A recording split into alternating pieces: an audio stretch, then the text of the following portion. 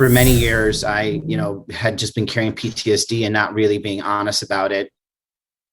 Arizona Congressman Ruben Gallego just published a new book this week ahead of Veterans Day. He worked with the same co-author as American Sniper. Gallego is a combat Marine. His unit had the most loss of life in the Iraq War. I got to talk with him about the toll it took and why he's opening up now.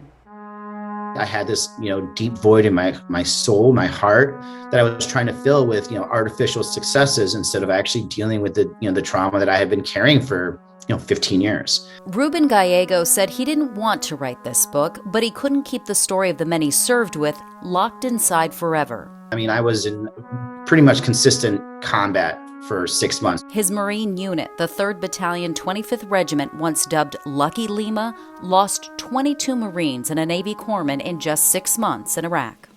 The thing that still hurts me and haunts me to this day is the fact that the IED that killed my best friend actually should have killed me. He rolled over the mine that went off on the next rig in their caravan. In 2 days, their platoon lost half their men. Gallego went into auto drive to stay alive. And I just became numb to death. When he came home, he didn't think he fit any of the telltale signs for PTSD. No deep depression or suicidal thoughts. I have guilt that I survived. I sometimes feel guilty when I'm having fun and enjoying myself, knowing what happened to other men and what their families went through. He spent years chasing ways to fill the void, then finally sought intensive therapy. Even today, he says he's not at peace, but he has found a way to be present and be centered by focusing on his family. When people think about veteran, they think about him, a guy that's in their 40s and pudgy like me. But in reality, the veteran's made when he's 18, 19, 20-year-old and trying to do what's right for the country.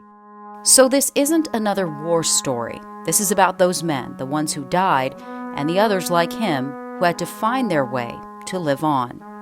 Now my goal is to basically destigmatize PTSD and educate people about, what it really means. And if you're a veteran, don't be afraid to ask for help, right? It doesn't mean you're weak. It doesn't mean that something's wrong with you.